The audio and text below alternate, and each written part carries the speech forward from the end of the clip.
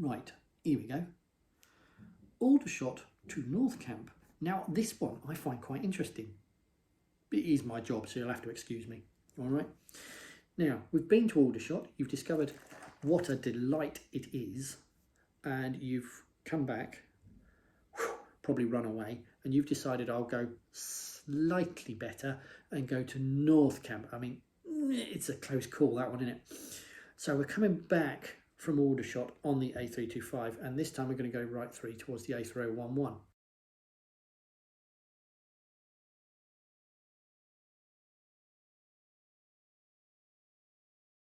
But let's say, just for fun, that we've never been here before in our lives. All right? We've come down the dual carriageway. As we approach the roundabout, it goes back to 30. I'm approaching in the left-hand lane because that is default driving behaviour. We drive on the left. Right. Right, now here's my road sign. Now, let's say that we're going to follow road signs for Reading, for argument's sake. All right. Now, if I look at this, Reading is right third exit on the A3011. Again, my document, how to read road signs, which is actually the front part of this. Right. It's all in here. Go and read it. What this is actually saying to us is A3011 is not in brackets, and if it's not in a bracket, that is the name of that road. So that road there is the A3011. Down here we have the A331 in a bracket, and that is a future road. So what this road sign is actually telling me is right third exit, I would use it to go to the M3, Reading, Guildford, Camberley, North Camp or Ash Vale on the A3011. But if I was going to the M3, Reading, Guildford or Camberley, I then need to get onto the A331. Okay, but this line here is the A3011.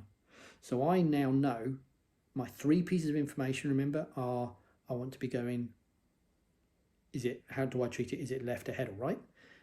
And which exit number is it? So in this instance, third. And have I been told to follow a number? By Jove, I have. And it is the A3011. Right. So now that I've got to the sign and I've been told stuff, this is when you start reacting, right? So I've been told A3011 for Reading. I therefore jump into the right-hand lane. And the reason I jump into the right-hand lane is because when they mark up lane markings, they assume that you are coming in on the correct lane. So here we only have two lanes that approach the roundabout.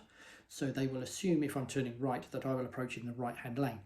If they then subsequently break into even more lanes and then they decide to draw it that you've got two lanes that go right instead of one, then they will break the right-hand lane.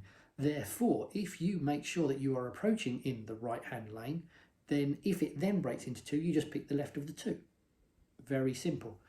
But the longer you wait to get into that lane, the more chance there is that you'll have cars coming up on your right-hand side, and the harder it is for you to get into that lane. Now, top tip. As you approach a roundabout, you won't necessarily know, let's say you've been told to follow signs for Reading, unless you know the area, you wouldn't necessarily know that Reading is right at the roundabout, okay? So as you're coming up to the roundabout, you might be going left, ahead or right.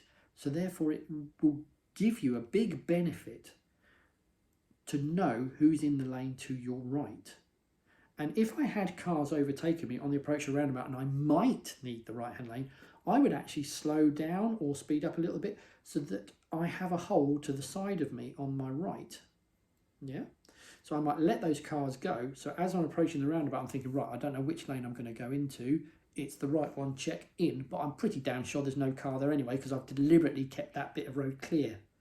So just a little bit of forward planning, just in case, because you don't know where you're going to be going, can make a massive difference because it really makes your life a lot easier. Okay? Anyway, little tip for you that. So we're in the right-hand lane.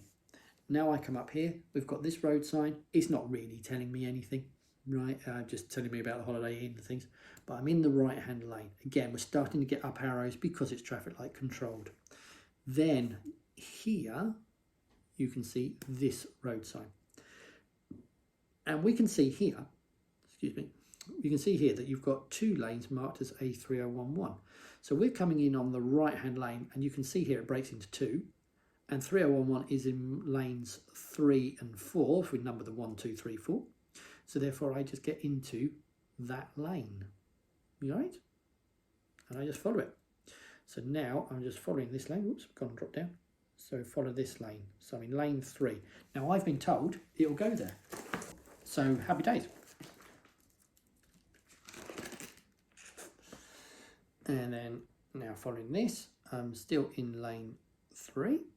Follow this round. Now notice, right, that here we're only 3 of these lanes come round this corner, right? And we're in the middle lane because we're in the left of the 2 that go right. But do notice that the right-hand lane here breaks into 2 lanes itself. So here we only have 1 lane to the right, but because this creates an extra lane, that's why here there are now 2 lanes to the right of me. I haven't actually done a lane change. It's just that the lane to the right of me got fatter and became 2 lanes, all right? So I'm just following this round, and I haven't done a lane change. All I'm doing is I'm keeping an eye on these white lines here and these white lines here. Just staying to the left and right of the prospective line.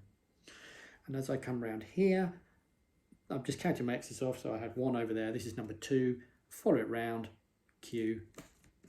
When the traffic light gives you permission, you drive off, following it round, and then you follow this round. Again, here's your 2 lanes coming back into it. Do your blind spot check on your right-hand side, make sure no one's coming into it, and away you go. All right.